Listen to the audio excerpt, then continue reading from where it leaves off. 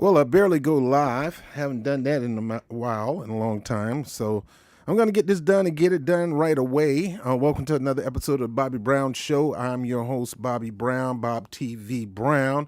You can get at me on Twitter, Facebook, all that good stuff at Bob TV NYC. Bob TV NYC. You can go to the website, bobtvnyc.com.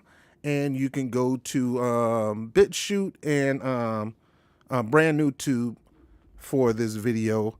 And any video that gets struck down, you can find it over there. So always get back up. But today we're going to talk about the election wrap-up of 2022.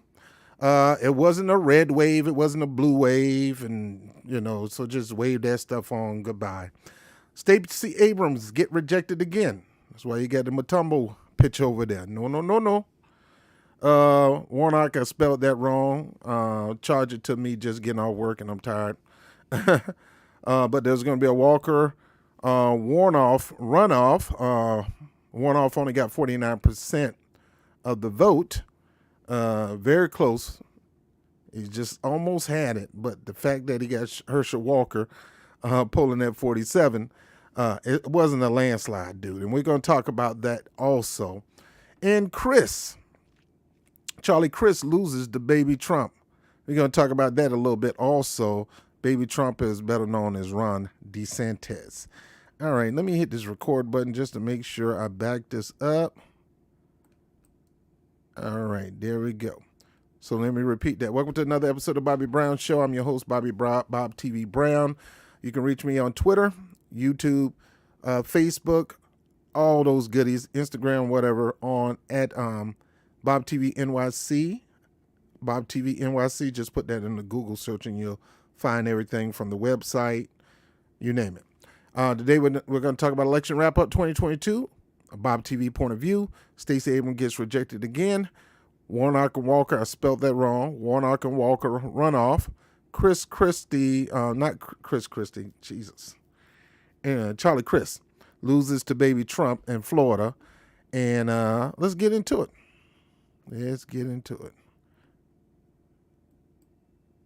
Standing on the top now.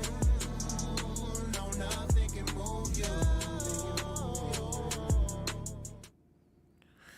So, welcome to another episode of the Bobby Brown Show on the GO. I'm going to try to make this quick. You got other people that are more in-depth, have more in-depth knowledge. They know the polling and everything. And I'm just going to give you just a simple point of view of what I pretty much know what happened. Now, recently, during the 2016 campaign, I did a video on dumb DNC mistakes, and obviously nobody didn't listen to me about the dumb DNC mistake. One of the mistakes is you don't run failed candidates. You don't run them. I mean, I guess you can give them a strike one, strike two, strike three. That's how Abraham Lincoln got elected. He lost a few times. But you don't run failed candidates. If they fail the first time, what make you think they're going to not fail the second time? The chance of them failing the second time is higher than the chance of them winning for the first time. So one of those, that's one of the biggest mistakes. Now, I'm going to briefly go over Charlie Crist. Charlie Crist is a Republican turned Democrat. Now, I don't know if you know this, but there was almost a tie when it came to Ron DeSantis and Andrew Gillum. Now, Andrew Gillum, the disgraced former mayor of Tallahassee, and they made him a disgrace, and he didn't help it. Keeping stuff in the closet, living undercover and stuff, he ain't helping at all. But the disgraced mayor, decided to run for governor. The Democratic Party did not want him to run. The Democratic Party actually encouraged him to run, kind of like what they did Val Demings. Actually encouraged him not to run, told him that they were going to put all their finances and political power behind Bob's granddaughter. the legendary Bob Graham, former successful governor of Florida and former U.S. senator. His daughter. Well, usually when the Democratic Party, they pick who they want. You don't get a chance to pick. They don't never ask the grassroots. They don't never ask the people in the area. They don't never ask you, who do you think will make a hot ticket for 2022 or 2024? No, they determine, just like they always believe they can make the decision on behalf of you, and you just got to take it whether you like it or not. You got to eat this nasty green baby food whether you like it or not. You know, when them babies, they eat that green baby food, man, that's the worst smelling poop you ever seen in your life. If you force feed people green candidates that they don't like, you're going to get a messy result at the end. You're going to get a messy result at the end.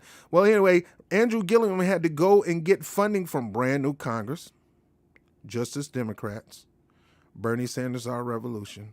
Same thing with Ayanna Pressley and a whole bunch of other people who was trying to run against legends and their lineage.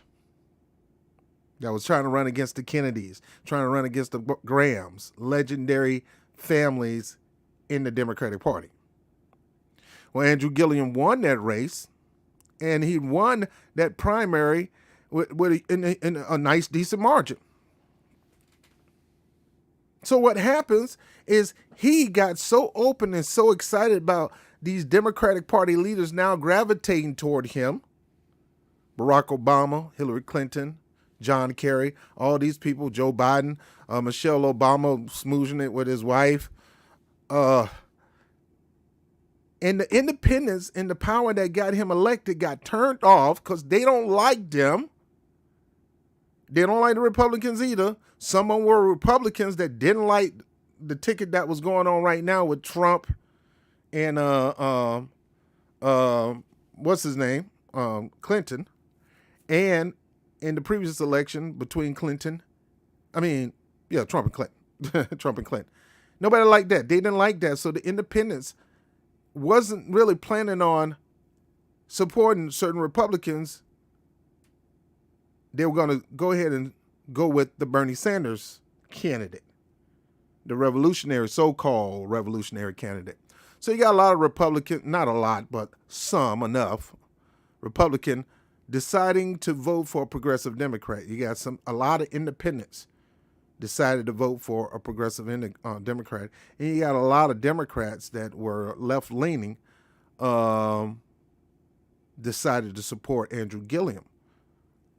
And Andrew Gillum barely lost that race.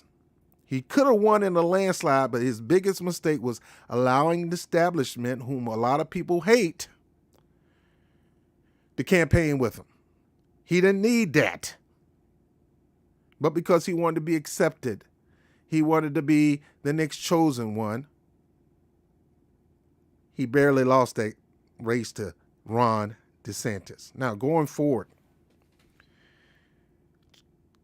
of course, Andrew Gillum got caught in the scandal and he tried to rehabilitate himself.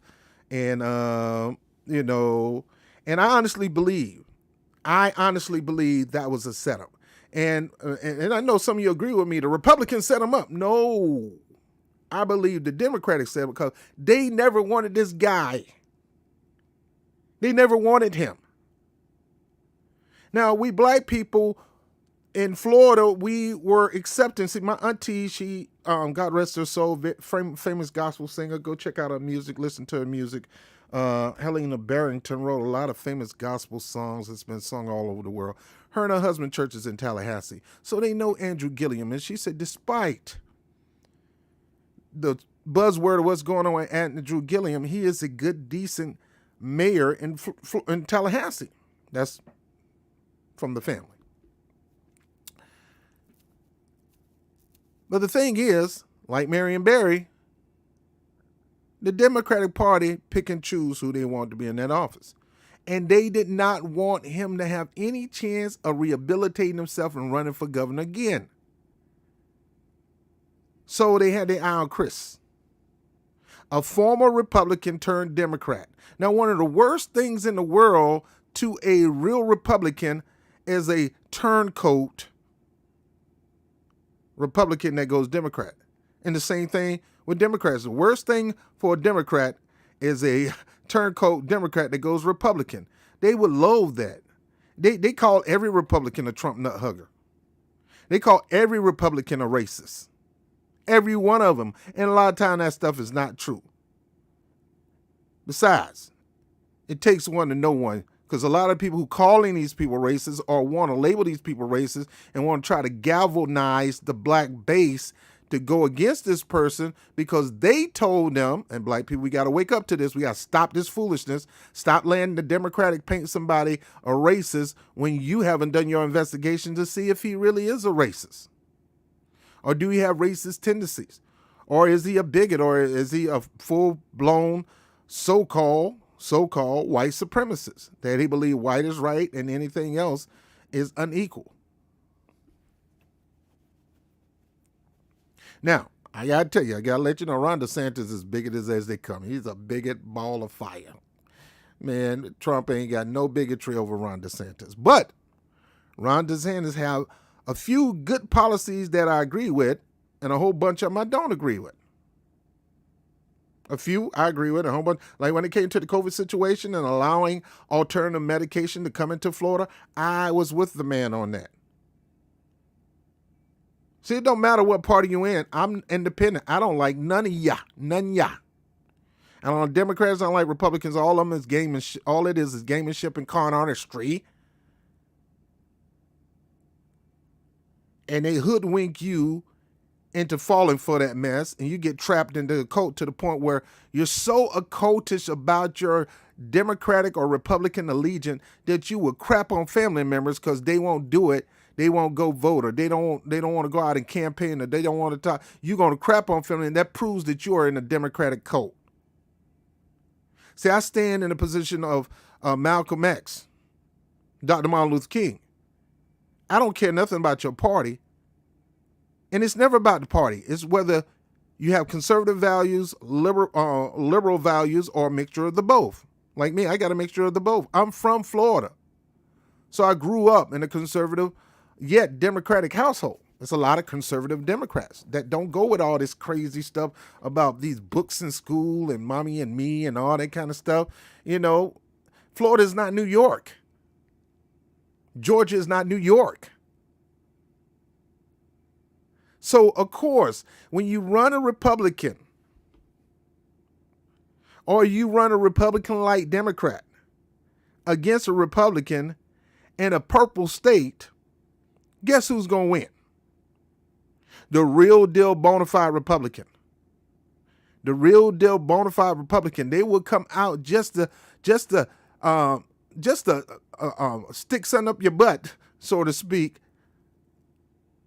by you having a gall to run a failed Republican for office.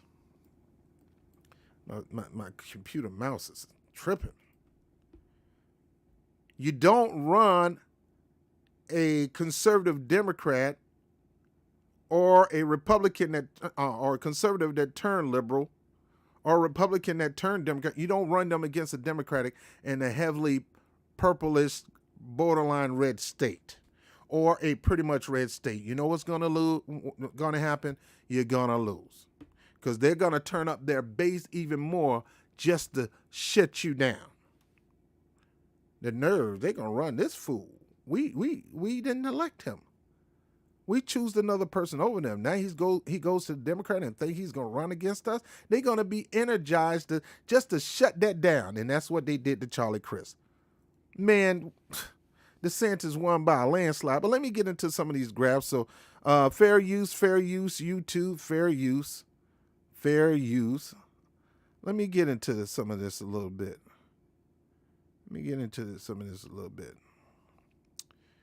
All right, where are we? All right, so is it this one? No, it's this one. All right, so where do I want to go? I'm going to go to the election results. Election results. Excuse me, man. I got to be very careful. My mic is not working. Look like it got a short in it. All right, so here's this. Pretty much sums up the results of the election. The Democrats only gained one Senate seat. Now that's good. They gained the Senate seat. The GOP lost the Senate seat. Some of this stuff is still in counting. Some of these stuff, like Arkansas and Nevada, it's not done. Arizona is not done, but it's pretty much there. So those numbers may go up, but these are projected winnings. Nobody got the majority. Remember how they say, oh, we got to get the majority? Y'all had the majority. And y'all came up with every excuse, Democrat, talking about the Senate, something politarian bull crap. And the reason we can't get nothing done is because we ran it by the politarian and they said it's not good. So if it's not good, we ain't going to do it. That's not an elected official. The people didn't elected that. That's a hired person. Screw the hired person, you give the people what they want. You're going to try to tell me to vote for you so we can get stuff done, and you are in the majority, and you use every excuse under the sun to get things done for you, but won't get nothing done for the people.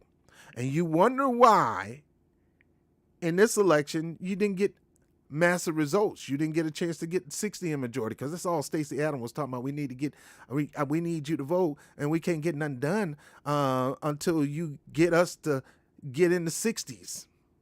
Same thing with Warnock. We can't get nothing done until we get you in the 60s. It's only 51 to get you in the majority. You had the majority. Kamala Harris is the tipping point. She's the final decision. Y'all telling me y'all can't get nothing done, especially for black people.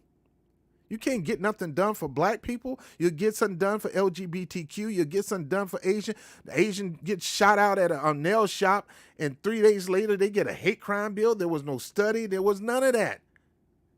They don't even vote for you like black people do. But you keep coming up with these excuses, and then you want to try to crap on black people for not getting to the polls, or especially black men. We're going to talk about that in a second.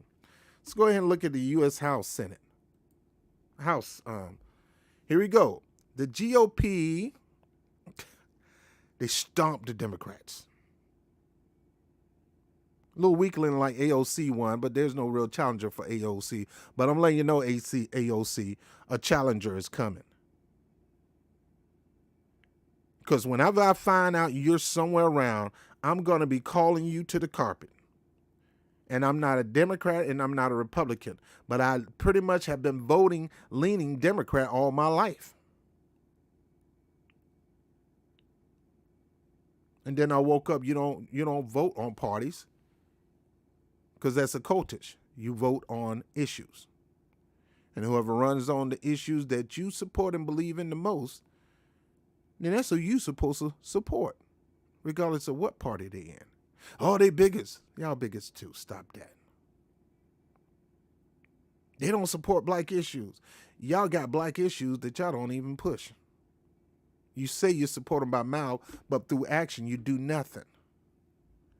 176 seats. The Dems lost 7 seats in the House, which means Nancy Pelosi is no longer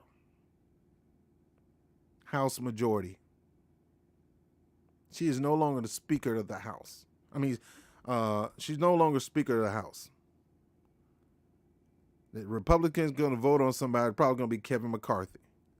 So I guess that forced the vote. You should have forced the vote anyway. You progressive sellouts.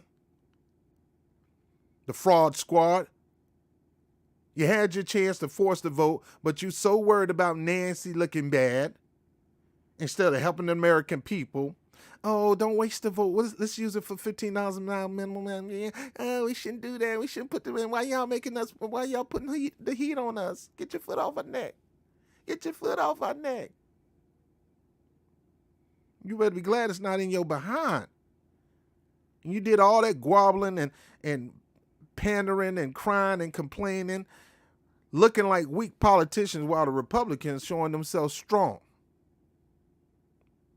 Because I guarantee you, if it's a policy they want to push, they're not going to be saying, oh, Kevin McCarthy, I don't want, we need to save our power for something else. They don't do that. And a lot of my ugly policies, they get right on code and pass them. You're scared to challenge your own people. At least Brian Kemp challenged Trump, said, Trump, I'm not counting no votes, man. You lost. Get up out my face. Well, I'm going to run somebody against you, and we're going to cause you to lose. Well, we see how that worked. And besides, put in the chat, what bigot things have Governor Kemp done? There's a couple things that I support that Governor Kemp support. First Amendment rights, to be able to have a gun. Second Amendment rights. I support that. Every black man should have gun power. Every black man should be able to protect themselves for anything that might come their way, anything that might pose a danger. Now, you don't take your gun and out there and act stupid. You need to get evaluation. You need to get a background check, too. And if you're underage, you don't get no gun. You can get a proxy gun, which means your dad can control your gun or somebody can buy it for you, but they're responsible for that gun. So anything happening to that gun, they got to pay the penalty for it. Second, I don't support abortion. Oh, let me say that again. I support a woman's right to choose if it's a life and death situation. Or, for example, you got a little kid that's 10 years old that don't have the physical makeup to carry children and give birth to children. I get that, because some old dirty uncle or somebody like that, you got some kids that grow up in the wrong environment. They just as fast as grown-ups. And you got sick people that see that and take advantage of that. So I support that decision being made for the family and their child.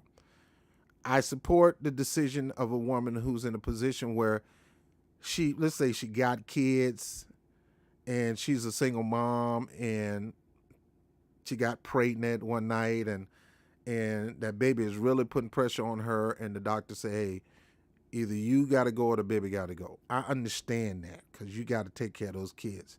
You trying to save that baby. Who's going to take care of those 4 kids or those, I get that. But you having a good night with old Chuck and you and Chuck knock the boots and you find out a couple months later that you pregnant by Chuck and you happy and everything, you tell Chuck and Chuck not happy. Chuck don't want to settle down. Chuck don't even want no baby, so Chuck offered to pay for your abortion. I'm like, I'm not having it. But when you realize Chuck is a jerk and he cheat on you, then you decide you want to have a baby because it comes from Chuck. No, don't stop. Don't. You could have got contraceptives. Stop with this stuff. There's plenty of preventive methods. Folks, stop making excuses to go out there and kill your baby or give up your baby all willy-nilly. Stop making an excuse. Get you some prophylactic. Make him wear a prophylactic. Get a shot. Bruh, go get a vasectomy if you don't want to get nobody pregnant. Go ahead and get it. It's not going to stop you from getting arousal. Go ahead. Do what you need. If you don't plan on having children, start procedures other than abortion to put yourself in a position where you won't have children. Black people, you understand the reason why we bought into that Margaret Sanger abortion mess. When we bought into that was a detriment to the black community. We were in the majority. Let me explain this to you. In the 1800s, we were the majority. We outnumbered every landowner. There was 5 to 10 slaves on average on each plantation. We were the majority because they taught us how to breed like cattle. They didn't want to go out there and purchase no more slaves. I got enough slaves. So if you got to go out there and have sex with your sister, or if your uncle got whoever, I need y'all popping off these babies. It's all kind of weird stuff because they didn't treat us like cattle. Because they treat us like cattle. Master might go in there and start producing kids, especially if you don't have a wife. They did all kinds of stuff, and we end up being in the majority, and they had to find out a reason to try to get those numbers down. So they did experimentation. Some of them just flat out killed us and threw us in pits. I mean, just horrible stuff because we were growing in numbers. They began to look like they even labeled us cockroaches getting out of hand. So they had to try to find a way to exterminate us. But this is not World War II. So they had to find other kind of weapons like, oh, we're going to do this for you. We're going to give you this treatment and all that kind of stuff just to sterilize us. That's what the whole Tuskegee Project was all about. You were the majority. And had we not fell for this Margaret Sanger type mindset, we would still be in the majority. Bottom line is most of the abortion clinics are in the black neighborhoods or what they call black and brown neighborhoods. But majority of the fertility clinics are in the middle class to high class white neighborhoods. They don't have abortion clinics like talking about. They have fertility clinics because they're trying to learn how to repopulate themselves because they're going down in numbers. While you got the abortion clinic and you letting them tell you, well, if you don't like the Negro, just have his baby. What the baby got to do with the Negro? It's not the baby's fault. I'm still in school. What they got to do with it, man? What happened to the days when the parents would come and say, all right, you still in school. You're going to have this baby and you're going to go to school and I'm going to take care of the baby. Back in my days, the parents like, look, I don't want you bringing no kids out here without you being grown, married. But if you do, I ain't going to let that stop you. I'll take care of the child. Mama, daddy, uncle, aunts, I'll take care of the baby. You still go to school. We didn't give you no excuses. Now everybody got excuses on the sun. I don't like the way Chuck looked at me. I saw him looking at a girl booty, and I'm sitting up here carrying his baby. I'm gonna get a boy. Stop with that stupid mess. Let me continue to go further. And that's another reason why Stacey Abrams lost the election. But we'll get to that in a moment. Governors. All right, we gained 2 seats. The Dems, 22 governorships, GOP 24. We still got some undecided areas in Oregon and Nevada, but it's pretty much down the middle. Now, I can go through the ballot measures, but it's so many. It's so many to go through. California got so many ballot measures. New York need to step its game up. I think we only had 1 ballot measure. New York, you need to step your game up. And that's authorized bond for climate change mitigation, 68%. That's the only thing we had on the ballot. Nothing about the guns, nothing about, All right, so let me get into this a little bit more. All right, so what I want to do is first, I want to talk about Stacey Abrams last. I want to talk about Val Demings. Now, Val Demings had an opportunity to get on one of our reparation calls, and she claims she's for reparation, but really never had no plan for reparation. Just because you say you're for reparation, don't mean you're for reparations. So stop with that. Stop with that. But she pretty much was pretty much an incumbent. She really had no competition when it came to her running for office. So it was pretty much her and Marco Rubio. Once again, the Democratic Party did not want to support Val Demings. They didn't want to put no money in her. They did not pay that race no attention. Marco Rubio wins 97. Look at this map. And I'm going to talk to you about Florida. And the same thing with Alabama. Florida can be a blue state, but it's hard. It is hard now. Florida is a red state again. It's not even purple. And the Democrats helped that happen. Because most of the Democrats are conservatives. Now they're dying out, but most of those people that are in office right now are conservatives. And most of them are geriatric, and you ain't going to get rid of them because y'all not going to vote them out because they keep scaring y'all about the Republicans.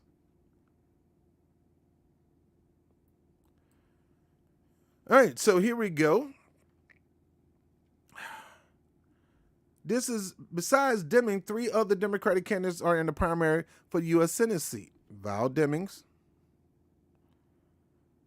Sanchez, William J. Sanchez, and Brian Rush, Ricardo Fuentes.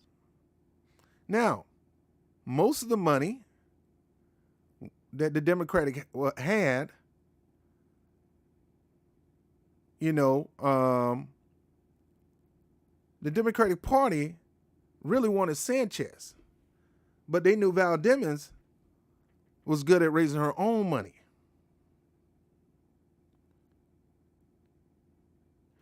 $47.9 million January 2021 to August 2021. Rubio raised $29.3 million. Now we're talking about the primaries. So she, without the help of the Democrats, raised that money. Democrats was more on the side of this guy. Now, let me come off that. This is Val Demings winning her primary. Let's listen to her. Violence. I believe in an America where we will do everything within our power to reduce gun violence. How long? To reduce gun violence. Now you're talking about a state that loves guns. Will we sit back and watch innocent people being gunned down in innocent places? She was also the chief of the Orlando Police Department previously as well. That's another thing. Val Demings, like Kamala Harris, is a cop. So she should, 9 times out of 10, you may think that she's not pro-cop, but she's pro-cop all day. Now, you tend that would turn Republicans on. But the Republicans don't want to see a pro-cop Democrat. They want to see a pro-Republican cop. Let me keep going. So far, we have not heard from Governor Ron DeSantis about today's election results. However, just a few minutes ago, within the hour, Senator Marco Rubio did tweet that we are going to win, with some pictures on Twitter with his supporters. Robert Bradfield, First Coast News, on your side. Riverside is the leading platform. So you heard a couple things that she pushed for in her election. Let's go to more. Fundamental rights that are on the line with this race. Today, she unveiled the next phase of her campaign, a celebration in Orlando. Now, this is her going from the primaries into the finals. For Democrat Val Demings and supporters, a General. landslide victory in the primaries. She'll now officially face off against incumbent Republican Marco Rubio. With you, with your help, I will be elected. Listen here, Marco Rubio. Her ads have been everywhere as she looks to take his job in the Senate. Both sides trading jabs for several weeks. Her speech in Orlando, though, focused more on the future she sees for Florida. We're not going back. There are women and men and people of all races who suffered, bled, and died for us to have the constitutional rights that we enjoy. Her tour bus unveiled after her victory speech, gearing up for a big battle that'll take Demings across the state. Both candidates now in the... All right, so what happened to Val Demings? Why did she get spanked in Florida? Let's go to her website. It's simple. Let's go to Val Demings' website.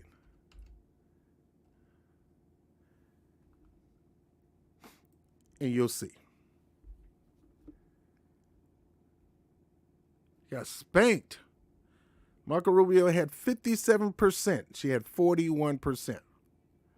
third-party candidates did not even, couldn't even put a dent and helped her out at all. So they can't say, well, if third parties wouldn't run and all that kind of crap. Stop. Okay, this is her website. All right. I guess this is not a campaign site. This is her elected site. I'm looking for her campaign website. Hello, it's Val Demings. Before you click away, I hope you'll give me just a moment to tell you about why I'm running for the Senate. I was born in a rural part of Jacksonville, Florida, the youngest of 7 children, and the first in my family to go to college. My mother once told me that she knew that I was destined to do good, and I've let her words guide me. I've spent decades protecting and serving the people of Florida. First as a social worker, then as Orlando's first woman chief of police, and now as your congresswoman, because I will never tire of doing good for the state that I love. I'm running for Senate to continue my hard work, but I need your help. If you believe in my campaign, please will you donate before midnight tonight to help me take on Marco Rubio and protect our Senate majority. All right, so of course she raised a lot of money. She had the Democrats to back up. So let's look at the issues of Val Deming. Now we're talking about pretty much red state Florida. You're not going to win Florida just by getting a couple of rural areas, Miami, Tampa, Jacksonville, which those are pretty much the biggest areas in Florida. You got, Orlando, whatever. Rest of the places are pretty much suburbs. I know because I'm from Florida. All right, so this is some of the things that she's running on. Val Demings rose from humble beginning, blah, blah, blah, blah, blah, blah, blah. Her vision. First person in family, I don't see nothing about no vision up here. Now Chief Demings, former police chief, is running for U.S. Senate, fighting for every Floridian to have the same opportunity to live the dream. All right, so jobs in the economy. Here's her story. But she wanted to do something about jobs in the economy. Healthcare. Let's see what kind of healthcare she wants. Chief Demings believed that every American deserves access to high quality, affordable. Folks don't want affordable healthcare no more. This country got enough money to do free healthcare. Affordable. We've been doing affordable healthcare for a lifetime. And even Floridians, even regular people want no-cost healthcare if you can find a way to pay for it without it coming out of their pocket. She talking affordable. Those are words you don't want to say in campaigns these days. Affordable. You want to say no-cost health care.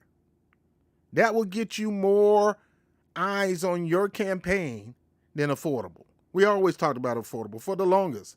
You got to say, I'm fighting to give you no-cost health care. She knows that every day too many Floridians are choosing between seeing the doctor or filing a prescription and paying the utility bills or the rent.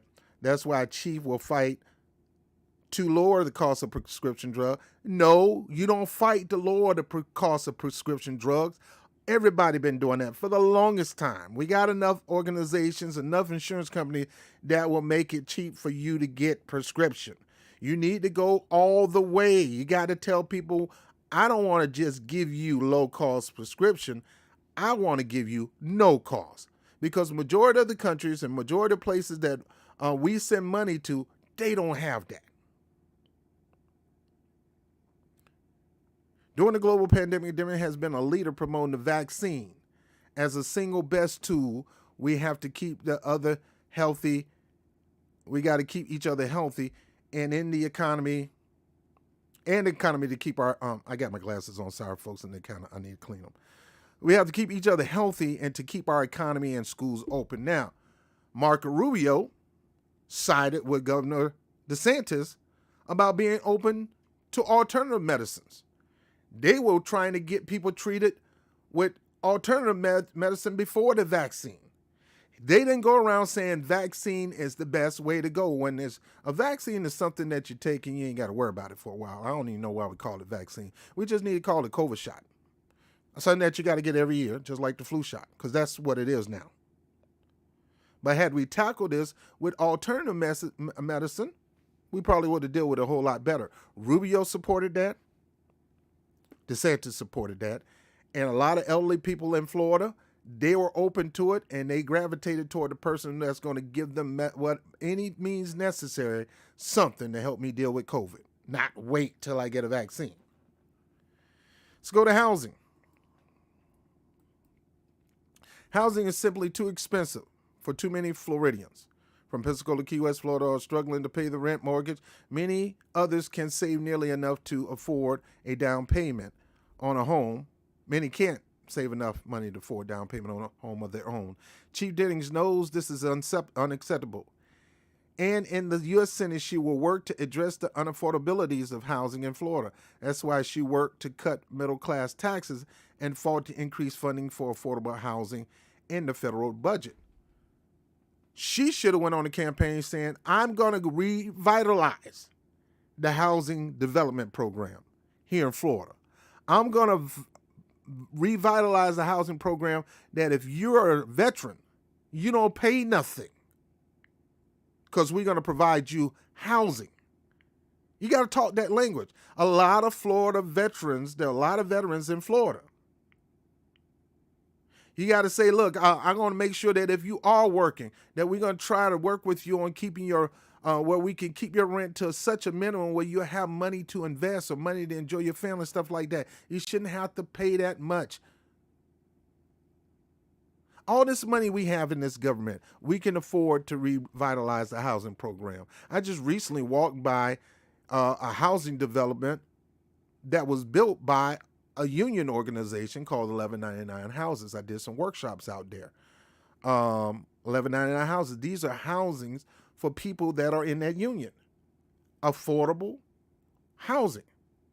She could say, I'm going to make sure we get very, very low-cost housing here in Florida. Decent, good, beautiful housing. The days of projects are gone. But no. So I can go on and on and on. A little national security, that's Republican talk. Public safety, that's Republican talk. So she's talking like a Republican to try to get a Republican vote.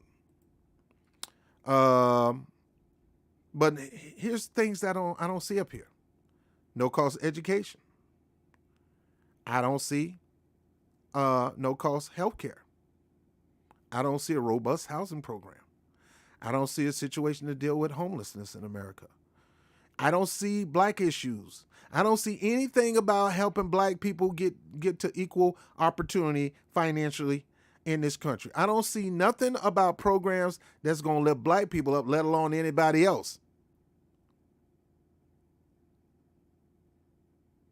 And if you expect majority of the black people to get out and vote for you, you got to talk black to those people. If you expect a lot of white conservatives, female, male, if you expect Asians or whatever to come out there and vote for you in huge numbers, you got to talk their language.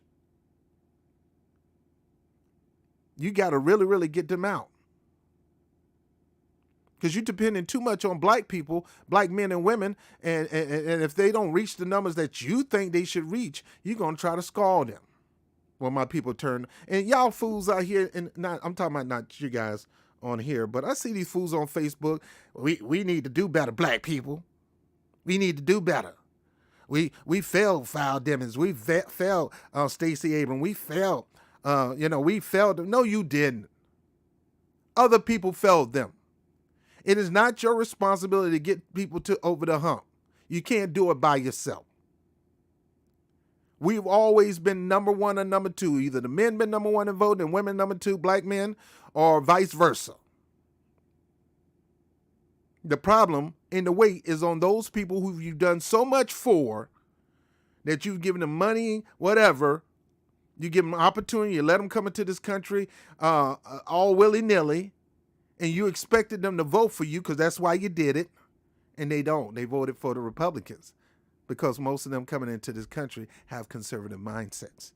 They don't have the New York liberal mindset. Anything go, do whatever you want to do, however you want to do it, do what you like you doggone Digital Underground. Most people don't do that. Most people don't want that. They feel that's taken away from their moral character. So when they see a political leader that don't want that's against that, they're going to go with that person, but we'll talk about that. So at the end of the day, Val Demings didn't get the support that she needs. She was able to raise her own money. She's a juggernaut, but the Democrats never really wanted to support Val Demings. And Val Demings never really had no programs to really lift people up. And, this is a weak platform. Weak. And she definitely had nothing for black people. And it's majority of people in her district that's black that's going to get her elected. That's got her elected almost in office for 5 years. Now, I want to talk about Stacey Abrams. I want you to know, I don't know if you knew this, Stacey Abrams became a millionaire. Now, she was the House Majority Leader in Georgia and all that. And, so she feels that she's an established, solid politician that knows what she's doing. And a lot of times that's a problem. You may know what you're doing, but you need to know what we want you to do. We ain't put you in the office for you to dictate to us what you're going to do for us. We put you in the office so we can dictate what you need to do for us so you can stay in that office. So Stacey becomes a millionaire before her second campaign. Georgia gubernatorial Democratic candidate Stacey Abrams talks to the media after qualifying for the 2022 election on Tuesdays. So, you guys can read this article. I'm not going to do it. Abrams now says she's worth $3.17 million. How many people here worth $3.17 million? And how did she get that? Book sales, public speaking, bootlicking, people giving her donations. But 4 years ago, she was only worth $109,000. When she ran 4 years ago, she was only worth $109,000. Now she's $3.17 million in her account. So I'm just giving you a little idea. She's gone Hollywood. She's a celebrity. She's a celebrity. Yeah. Oh, even Star Trek Discovery showrunners can't believe that Stacey Abrams cameo happened. She appeared on Star Trek. She's Hollywood. She's an elitist right now. And I know my black brothers and sisters say she's down with us and stuff like that. She, it's proof is in the pudding. These are things you cannot do if you want the grassroots movement to get out there and support you. You're pulling yourself away from them. These people don't have that kind of money, but you do. That's why a lot of people loathe these millionaires and billionaires, as Bernie Sanders used to say until he became a millionaire. It's like you don't understand us no more. You're wealthy. You're a celebrity. She doggone Star Trek, y'all. Star Trek. Let's see. Today, we greet the President of United Earth.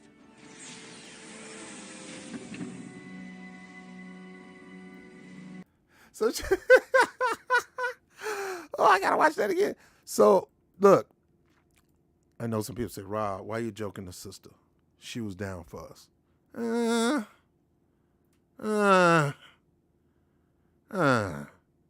She's trying to get elected.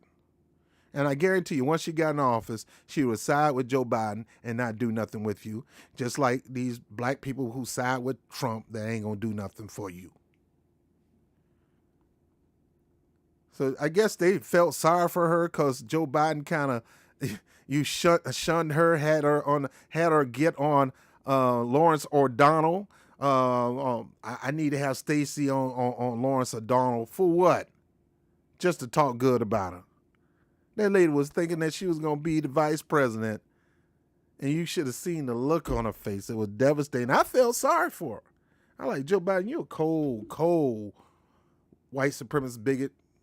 You're cold. Thought Donald Trump was cold. You cold.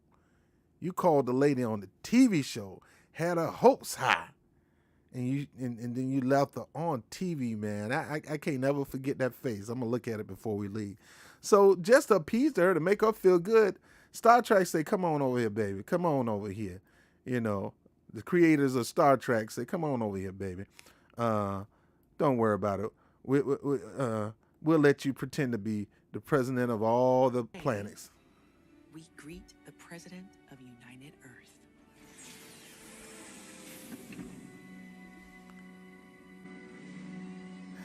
Madam President, welcome. I am so pleased that you've come. We are eager to begin. Y'all, I'm sorry. Oh, this is sad. This is sad. She want to be one so bad that she played one on TV. Okay. Diplomatic discussions. Nothing to discuss. United Earth is ready right now to rejoin the Federation. And nothing could make me happier than to say those words. Thank you. Thank you all. What you have accomplished here. We were lucky to have each other, ma'am. We couldn't have succeeded otherwise. I'm trying to stop this fair use. The strange looking dude, the fun little alien. That's how I'm looking right now, laughing at this stuff. General, I'm glad to see you've recovered. Yes, I haven't had that close a call in quite a while. I would consider it a personal favor if that were your last close call. Now look, I gotta give it. She a good actor. She do all right. She do all right. Well, let's get into some serious business. Oh God. All right, so we're gonna go through this now. Let's talk about Stacey Abrams, because Stacey Abrams went on this. This is her website, and these are her policies. This is a vision. I have a vision for one Georgia, where everyone thrives. My plan will be support Georgians from cradle to career, expanding Medicare. People need free Medicare. People need free Medicare. Just say no cost health care. Invest in education and provide free technical college and need-based financial aid. Why you can't say, I'm going to work to make sure every Georgian be able to go to at least community college for free. Governor Cuomo did it. Why you can't do it? Tackle the affordable housing crisis and support small businesses. Everybody talking about tackle the affordable housing crisis. How about saying I'm going to revitalize public housing? And there's going to be a lion's share who'll be able to get in those housing pretty much at no cost. Seniors, people with disability, go on and on and on.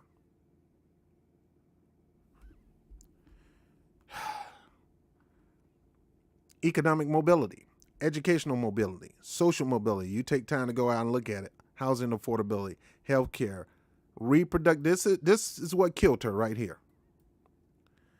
Reproductive freedom. Stacey Abrams will go on TV and talk like Margaret Sanger. Margaret Sanger is no hero. Margaret Sanger is a Nazi. Margaret Sanger she preached eugenics. And I'm not talking about the stuff that they advertise in the black bottle what the brothers say, and she'll like it too. Now, I'm not talking about that. There's nugenics. I wouldn't even take that because it's too close to eugenics. Margaret Sanger talked about how the worst thing in the world is to bring somebody into this world. This world is horrible, according to her. That's your own personal opinion, chick. And Stacey Abrams talked just like that person, and people in Georgia that are pretty much conservative. Remember, I'm taking out the Democrat and Republican. People who have pretty much conservative values. A lot of them are Southern Baptist, Southern Christian mentality. Not a lot of huge Islamic base, not a huge Jewish town. I mean, Jewish state. I didn't say large. They're there. Islamic people are there. Jewish people are there. But it's pretty much Southern Baptist Bible Belt type area that don't support these left-leaning, according to them, extremist leftists in issues like my two mommies and all that. They're not there yet. New York is there all day. They're not there yet. So when you come talking like this, reproductive freedom in Georgia State, and you talk like Margaret Sanger, you're going to lose votes. You're not going to lose the white vote. You're not going to lose the white male vote or white female vote. You're going to lose some black votes. Because some people's belief is more important than your freaking party. You're going to lose it. Let's get into some of the stuff that Stacey Abrams. Let's listen to that. Then listen to some of the stuff she would say. And look, I'm going to talk about the fact that the way they was already setting up to blame black men. Listen to this. Is who are you taking a picture of? And for many of the pollsters who are polling Georgia, they are looking at a state that looks like Indiana, not a state that looks like Georgia, where we see, ignoring the polls. It's stupid. If you see the polls showing that you're being left behind, like that gospel video series, if you see you're being left behind by a few polls, you don't take those polls for granted. You better take it as is, like it's gospel, and get your game up. And find out why you're dipping in the polls. One of the reasons why you're dipping in the polls because you're trying to point the finger at black men who is number 2 base of yours. You cannot shame and put fear into somebody to run and vote for you. You got to give them faith to vote for you. You got to say, I just don't believe. I'm going to let her talk. We have seen record turnout from African American voters, record turnout from Latino and API voters. We are seeing dramatic increases in participation. You're seeing record turnout. You're seeing a huge record turnout. That don't mean those record turnouts for blacks. That don't mean those record turnouts for Latinos. That don't mean those record turnouts for Asians. That don't mean the record turnout for LGBTQ, because you got a lot of that in Atlanta, but a lot of that isn't in the rest of the states. Including 500,000 people who voted early who did not vote in 2018. And while the polls are always going to tell the story you want to see, what we know is that the untold story is that this is a tight race. It is neck and neck. And we believe that we are on a path to victory. No, that's your stupid mistake. Hillary Clinton said that when it came to Bernie. I'm winning. I pretty much got this. I'm winning. I'm winning.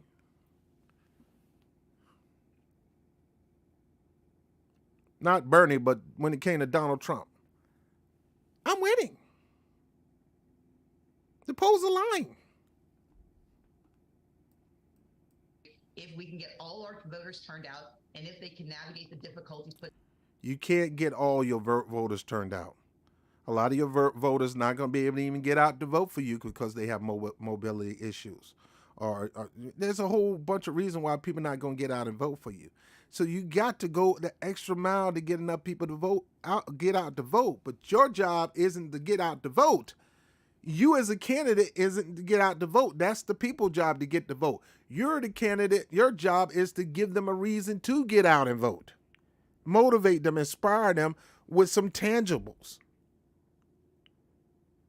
Majority of people that's going to get you elected were black people, because you're predominantly the well, I wouldn't say that. Majority of people that's going to get you elected in Atlanta, Decatur, and all that, when in the blue areas of Georgia, are going to be black people. But you do understand that majority of the people outside of that may not be black. And you got to try to reach them. And on your platform, you got things that they don't like. And your number one mistake is to start going out there and proclaiming that. And that's going to turn them off. Now, look, like I said, I don't support all willy-nilly abortion. So when you talk about I want to make sure all willy-nilly abortion remains intact, then you turning me off. I believe black people need reparations, cash payment, and ASAP. I don't believe you need to do a study because you ain't studying nobody else who got it. And you run away from everybody who talked to you about that. You run like you that Forrest Gump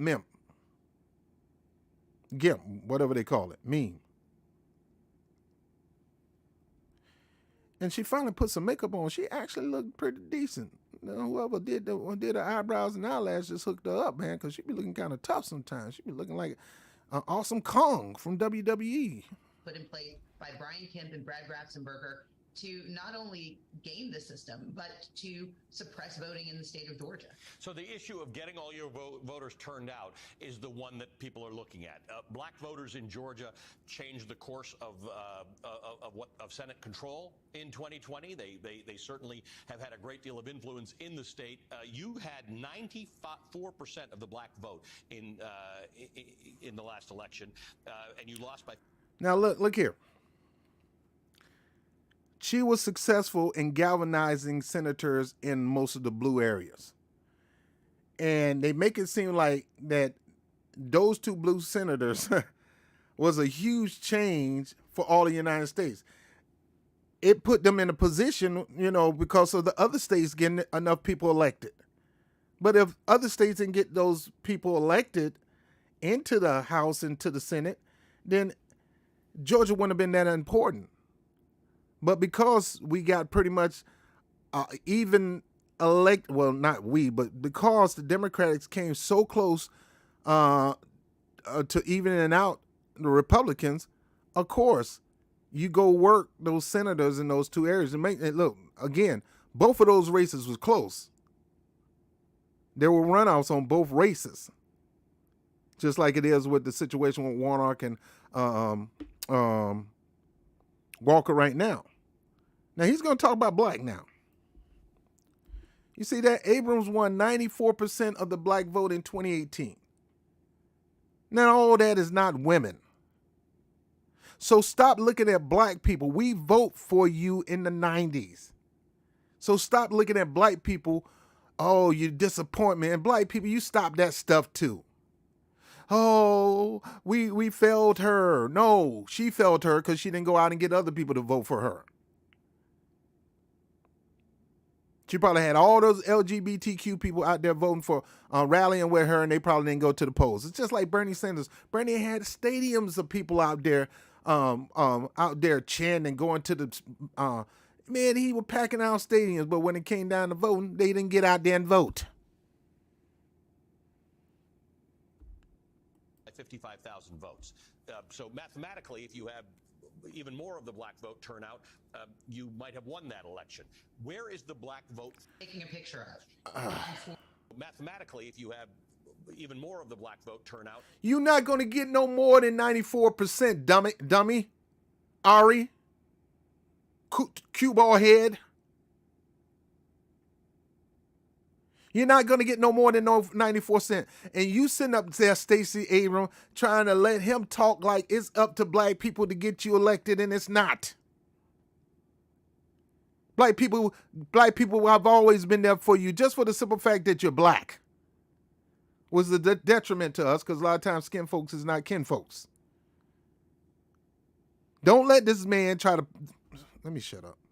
Let me calm down. You might have won that election. Where is the black vote for you? See, stop that.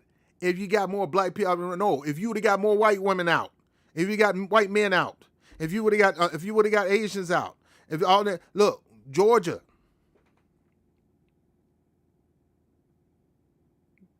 Come on. And if you start talking to black people about the tangibles, you probably could get 100% out, at least 99.9. You probably get the Republicans, blacks, to start coming over. You're not giving them a reason to come over. They're not going to come over just because you're black. And they sure ain't going to come over because you believe in abortion and LGBT rights and stuff like that, because a lot of them are not there yet. And a lot of them are conservative, and they're not going to change because their beliefs is more important than anything. They would die. They would go to jail and die over their beliefs, over their Christian, Judeo-Christian beliefs. And you're not going to change that. And the party is not going to change that. And you got a lot of people that are so-called born-again Christians that don't rock that way. And you got some Muslims that don't rock that way.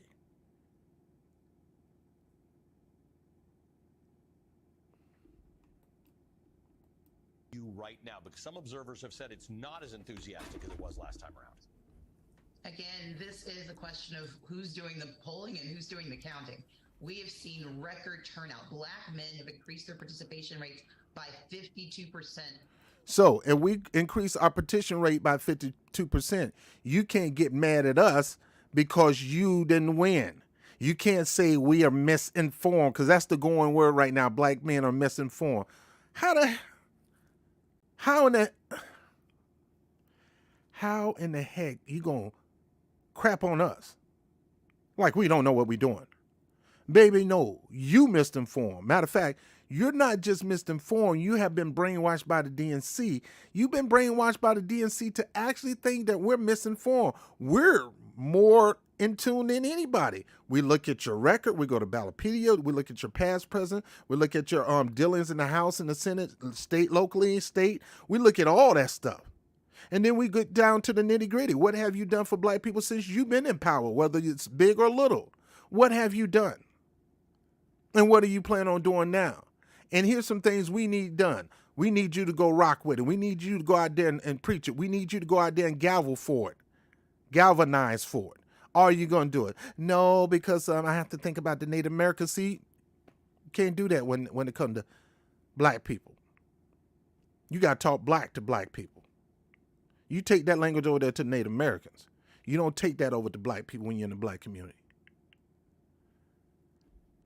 And she just admit men stepping their game up. If we got you in the 94% and we stepping the games up, then you need to stop talking about us. Over 2018. And I do not believe it's because of a deep well of enthusiasm for my opponent. We know that black voters are often discounted. And unfortunately, this year, black men have been a very... Now, how is she going to big up black men and then she getting ready to make a negative state? Talking about, unfortunately. targeted population for misinformation. You are populated for misinformation. The hell with you to sit there and say, unfortunately, black men are succumbing to, that's what you're really saying, black men are being duped by misinformation and that's why they won't vote for me. No, black men see how you've operated concerning them. That even your policy for black men is actually a policy for minorities. And minority isn't just black men. And usually black men are the last people to take advantage of that benefit in your policy. Everybody else take advantage of it. That's a minority. Now, I can't keep going on this. I need to get through some of this stuff. Governor Brian Kemp continues. We'll get to that in a moment. In the midterms. And at the center of the conversation, and midterm elections coming up, I want to turn to Georgia, which is on everyone's minds because less than 2 months out from the midterm. My freaking mouse. Same thing with Tiffany Cross. That's why she ain't got no job. Because her job is to whip black people and to get these black people elected. Or to get all Democrats elected. And it looked like she wasn't doing, we're going to talk about her on another video. But she's gone. And she's dogging black men. Watch this. Let me see if I can fast forward. And then you got old roly-poly old... And at the center of the conversation among many black men, that rarely happens, and I want to center black men today. Right now, we could be looking at a split ticket. Senator Raphael Warnock is leading in his race against Herschel Walker, but Stacey Abrams is behind Governor Kemp. Now, Abrams says if black men vote for her, she'll win. But the math... Black men vote in the high 90%. How you going to say that? I'm going to get off this thing because I'm getting a little upset. You know, this is why she lost. You asked us to get out and vote for you. We're telling you we've always got out and vote for Democrats in the high 90s. You know we got out and voted for you in the high 90s. This Ari, whatever his name, just said we got out and voted for you in the high 90s. Nobody is going to get out to vote to you like black men. Even when a lot of us are turned off by you and won't vote for you, we still going to be the second leading person voting for your behind. You don't earn out. We don't owe you a vote. You still got to earn it just like everybody else. So start with this black men. Your problem is people of other color, of other cultures.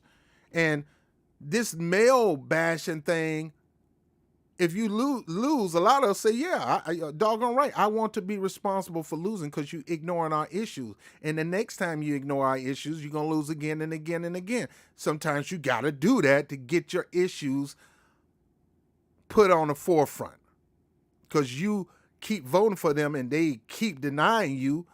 It ain't going to change things for you. Let me keep going. I'm going to try to speed this up. And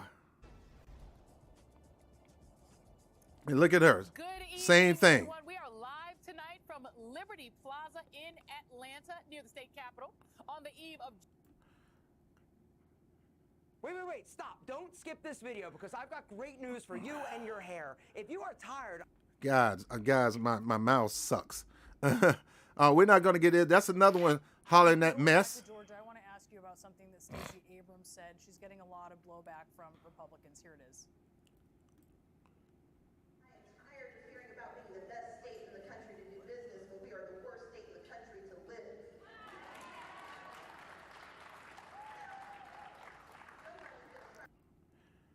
See, stuff like that. Worst state? I live in New York City. A lot of people live in California. Homelessness is off the charts there. How can you say to the people of Georgia who believe they got it good that it's the worst state? But yet you want those people to vote for you. I'm just going through this. Pandemic also highlighted, and in some cases... Then you got him, Barack Obama, coming out there crapping on black men. You know, there's a criticism of your campaign even from within your I can go through this stuff over and over again, but my mouse is acting like crap, man. But I want you to hear. At the center of the conversation among many. I want you to hear a young lady. Now I'm gonna let you hear her so-called black man's agenda. She didn't get a black man agenda until she realized that black men were confronting her about tangibles. And it wasn't just black men confronting her about tangibles. It was black people general, men, women, young and old, the new generation saying black people need their reparations. And you're running for office. We need to know, do you got our back when it comes to reparation? Well, I'm part of HR 40. I'm not. Nope, that's not reparation. That's a study. It's a study to determine how to give out reparation. We don't need that. We already had people been studying this for 20 years. What are you going to do for black people, the people who are going to put you over? And when you marginalize the people that's going to put you over, and you got people who don't vote for you anyway, whose fault is that? Huh, Stacey? Whose fault is that? See, I want all black women to succeed. I want all black men to succeed. Heck, I'm still working on my achievements. But you have to learn about the things that's stopping you from your success and the things that are going to cause you to be a success. You can't dump on black people, no way, shape, form, or fashion, and expect them to get out and vote in the 90s. And you need to go out to the people who you worked hard for, who you lobbied for. You got out on TV and talked about why there need to be a hate crime bill for Asians. But you have not gotten on TV to talk about a hate crime for these police officers. You went away from the ending qualified immunity. Matter of fact, you wanted to boost up police pay. You went along with Joe Biden talking about we need to put more money into the police department, which I don't mind you putting more money in the police department, but it shouldn't be go to weaponize the police department when they got enough weapons.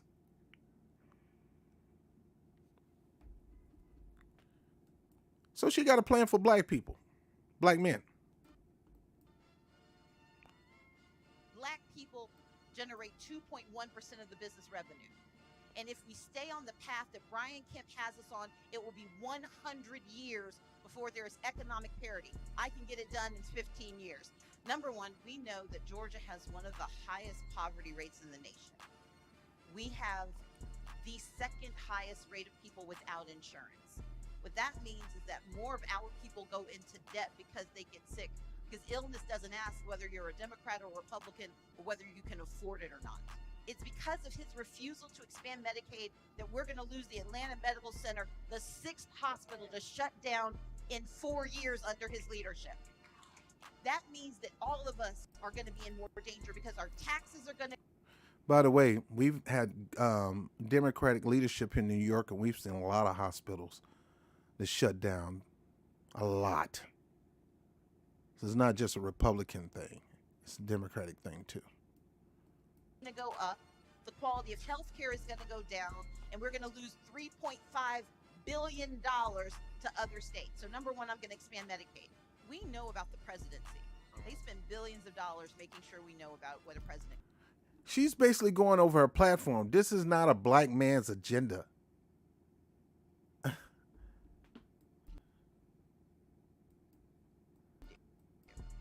We learn about the mayor every 4 years.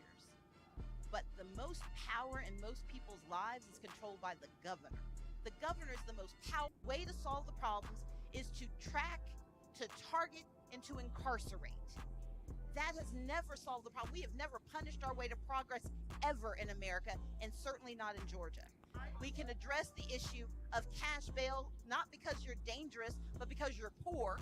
And we can do all of these things with a governor who actually believes that the people of the state deserve access and service and not incarceration and being ignored. Speaking of protection, where do you stand on guns?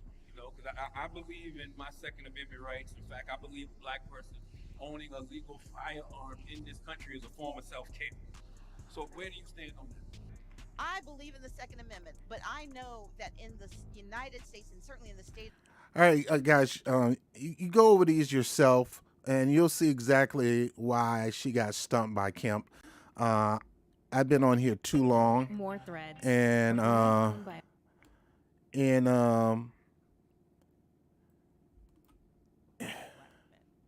been on here a little too long, so I got to wrap it up. But I want to leave with this this segment from The Hill. And on The Hill were Bree Joy Gray, former Bernie Sanders spokesperson, and the other guy that's a Republican. And there were Teslin Figueroa, who is a black reparationalist, very powerful black woman. I'm pretty much a fan of hers. And she's going to push back against Stacey Abrams, talk about misinformation. See, the thing about the misinformation, the Democratic Party always come up with talking points. Russiagate. You know, I was hacked here. Misinformation from Facebook, YouTube, bots. And now they coming up with black men are being misinformed. Are they saying that about white men? Are they saying that about no, they're saying that about black men like we're dumb. But thank God we have females that'll stand up on behalf of us. So let's watch this a little bit. Continues to hold a lead, earning 50% of voters' support over Democratic challenger Stacey Abrams, 45%, according to a recent Insider Advantage Fox 5 Atlanta poll. During an appearance on MSNBC this Sunday, Abrams blamed her flailing poll numbers on misinformation, specifically targeting black men. Let's watch. I do not believe it's because of a deep well of enthusiasm for my opponent. We know that black voters are often discounted, and unfortunately this year black men have been a very targeted population for misinformation. Not misinformation about what they want, but about why they want what they deserve. And my campaign has been the only one that has very intentionally, thoughtfully, and consistently reached out. That has been misconstrued as concern, when it indeed is just respect. Abrams' claims were backed by Biden advisor and former Atlanta Mayor Keisha Lance Bottoms. Let's watch. There is definitely a target toward. See, I gotta pause it every now and then because of fair use. So she is spitting this talking point that we black men are misinformed, but yet you want us to come out there and vote for you. How you expect us to come out there and vote for you when you say you need us? You can win if we come out and vote for you, but you're trying to say we're being dummies, that we don't have a brain, that we're easy to be conned and manipulated. Now, if we said that about you, the whole world would get lit up. When the fact is, it's not that. It's that we don't listen to political parties. We don't fall for political narratives. We don't fall in line because we're not in a cult. Like Malcolm X said, the worst thing for the black man is to be siding with these political parties when they need to detach themselves and become their own block and pull these parties toward their way, to your way, to get them to bend the knee. Unfortunately, we got too many people who have sold out and drunk the Democratic and the Republican Kool-Aid, and all they do is spit talking points from on high. And if on high tell you to crap on your own, you will crap on your own. Case in point, Roland Martin. Case in point, Jason Johnson. Case in point, Tiffany Cross. Case in point, this lady right here. For the African American men, not just to give them misinformation, but to make them so discouraged that they won't show up to vote. And again, nobody's giving us misinformation to discourage us not to vote. You know what causes us not to vote if we don't vote? Because a lot of us still going to vote. We just may not vote for you. And that's the thing I want you to get. Don't you dare think that we ain't going to get out and vote. Some of us may not vote because they tired of both parties. I would tell them, don't be dumb. It might be somebody up there. And you need to really check out these judges, because some of these, if you don't vote some of these judges out, it's going to be harder for you when you go to court. So I don't tell people just don't necessarily vote. I tell people go out and vote, but vote in your best interest. If somebody don't have what you're looking for, then you go find somebody who do. Nobody's sitting here being dumb, Keisha Lance Bottom. And see, some of these people, they get political power and they think they're better than everybody and they know more than everybody. And we're the intellectuals and you're the dumb peons because we hold these positions. If Donald Trump, I'm not going to say him because at least he's smart enough to make millions and billions. Just because you think you got a political position, don't think you know more than us. It's like I tell Roland Martin, you're a journalist, dude. You're not a campaign advisor. You're not an expert as you may think you are on politics. There's a lot of people that may not have those documents on their wall that has just as much wisdom, if not more wisdom about voting than you do with your knowledge about voting. Wisdom always trump knowledge. Wisdom always trump knowledge. I've been a candidate before. I've been in this position before. Going into my race as mayor 5 years ago, I was 7 points down in the polls going into the week of the election. And you got to ask yourself, why, Keisha? Why were you 7 points down? Maybe because you focus only on, is it just the black vote? Maybe you were doing so much for other people than black, and you expected us just to watch you do those things and support those people, and you don't give us the same equal opportunity of support?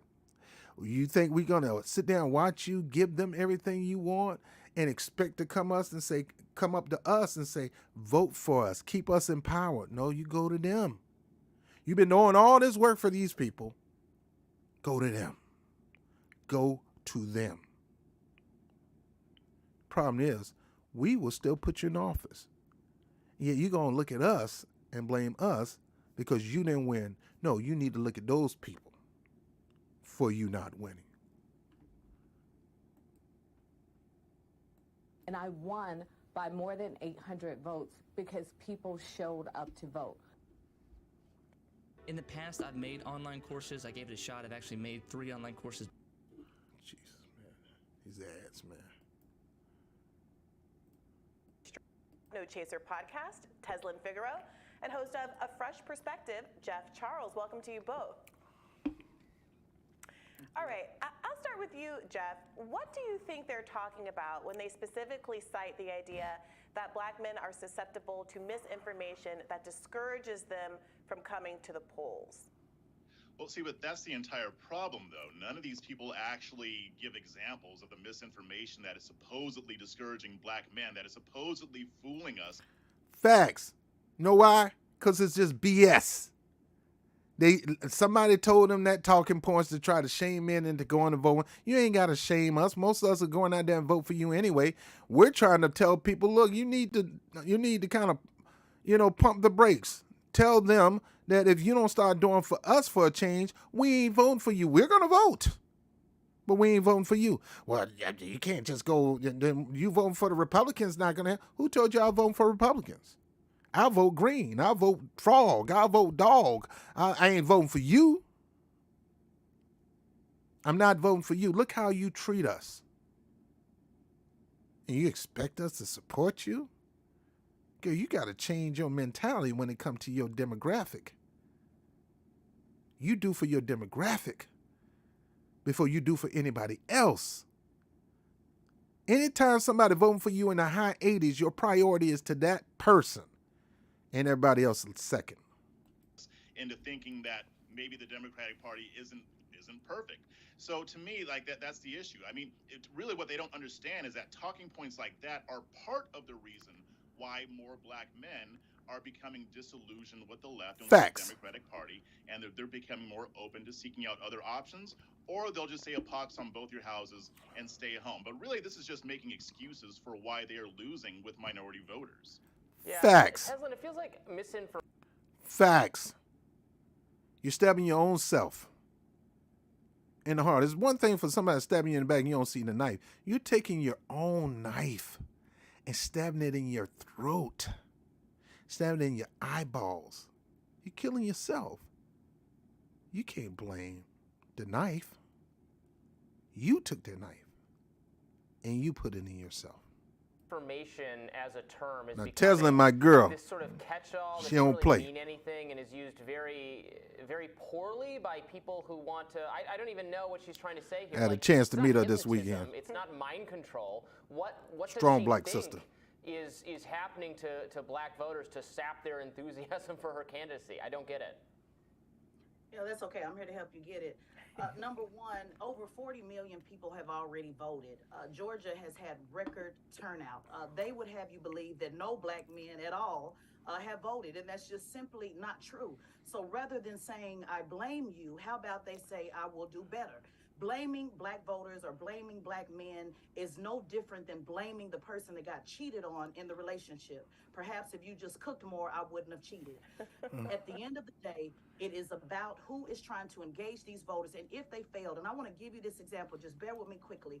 David Axelrod, a white man, a top Democrat, Obama's go-to person, said the other day very clearly that Democrats have failed in their economic message. Nobody is saying that he's spreading misinformation.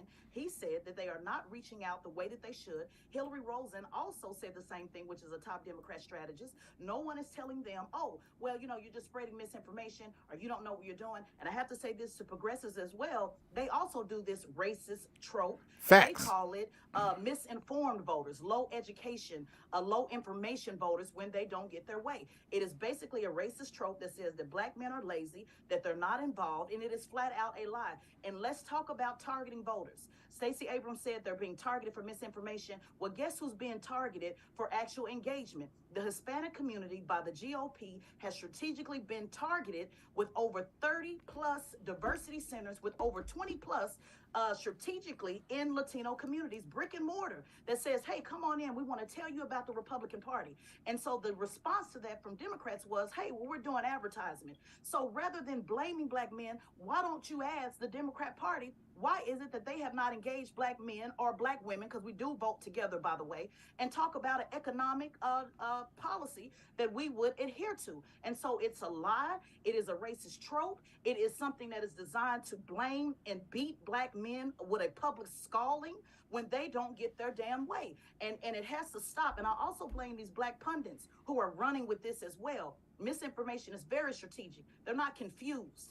You know, black men, I just went to a reparations rally on Saturday. Thousands of people. Shout out to my boy Rick. So We black both was men, at the rally. and they showed up with less than a 2-week notice. Culture mix. With no rapper as What's a up? headline, with no political party that pushed it, with no political official that pushed it. With less than 2 weeks, Bree, I've seen political elected officials that can't get 50 people in the room at best. So black men are engaged, but they may not be engaged, and they may not be feeling you. The first thing is actually dating somebody, then engaging, and then asking them to get married. Black men are engaged, they just ain't feeling you. So what do you have to do? Come back to the table and say, how can I bring you on? But also don't discredit black men who vote Democrat. But also understand, guess what? Black men are also conservative, and that's just something they're gonna have to deal with. Now, in closing, I'm gonna wrap this up in a nutshell.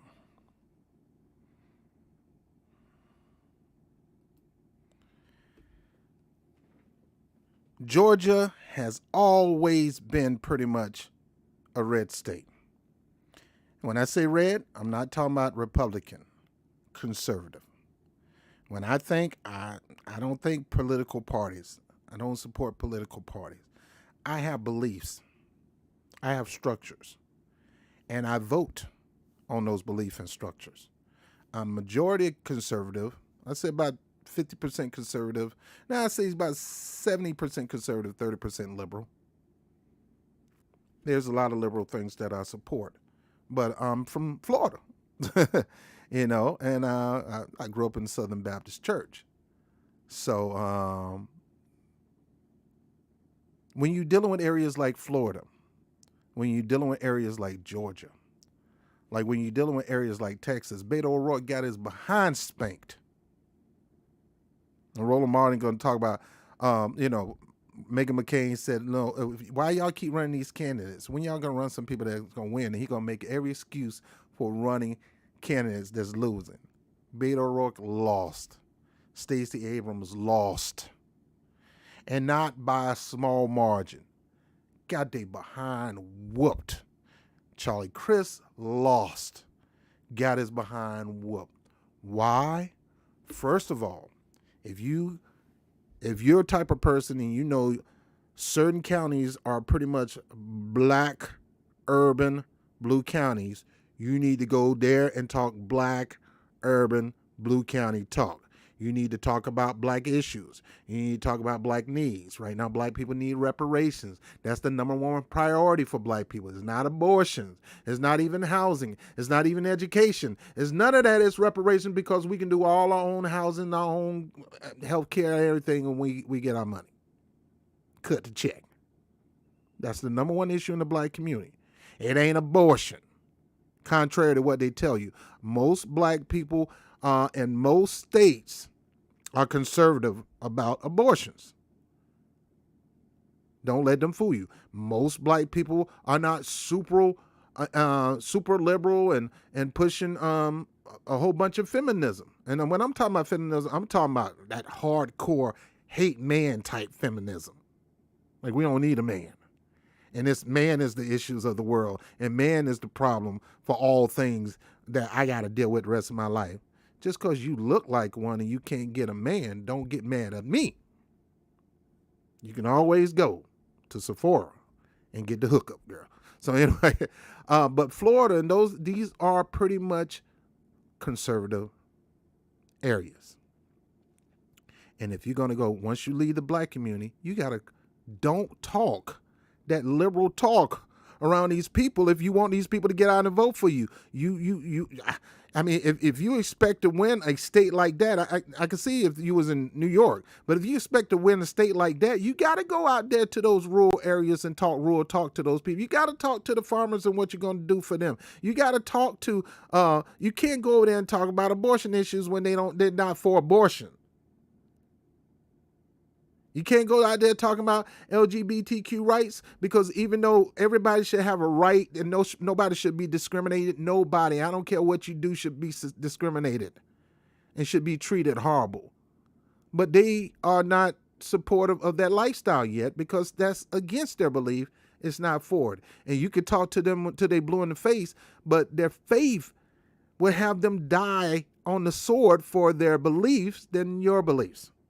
So just keep that off the table when you go talk to them. Keep all, whatever that you use to get elected in a blue state or a blue area, don't use that in a red state. And go to the people who you worked hard for. You got those Asian stuff. You got LGBTQ stuff. You got Latinos rights. You've been supporting these migrant workers coming in with no documents or anything, taking jobs and stuff like that should be available to people that's already unemployed. You going out there pushing for them to get those jobs. You pushing for them to get the housing. You don't think you should not go to them and expect them to vote for you if your state is allowing them to vote, because you got states like D.C. and New York trying to give these people rights to vote, and they're not even legal. Go to them. You did for them, then you should expect something from them. But don't go to the person you ain't do nothing for, ain't planning on doing nothing for. No, I'm not just going to do nothing for just black people now. And look at black people. I consider it an insult. No, you ain't going to do. No, you ain't doing that. You ain't doing that. And we ain't going to take it no more. Anyway, I'm done with this segment. Shout out to everybody who attended today's live. I very rarely go live. I am going to do it more often. But in Flournoy, Tatiana, as always, thank you, Tiana. Miss you, girl. My boy Rick, Culture Mix, thank you for being on, man. Good to meet you at the reparations rally. Man, it was my pleasure, brother. And till the next time, we'll hang out together again.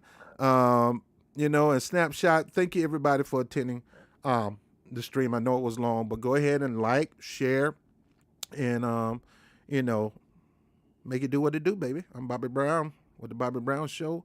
And I will holler at you later. Peace. And don't forget to hit the like button. All right? I'm out of here. Peace.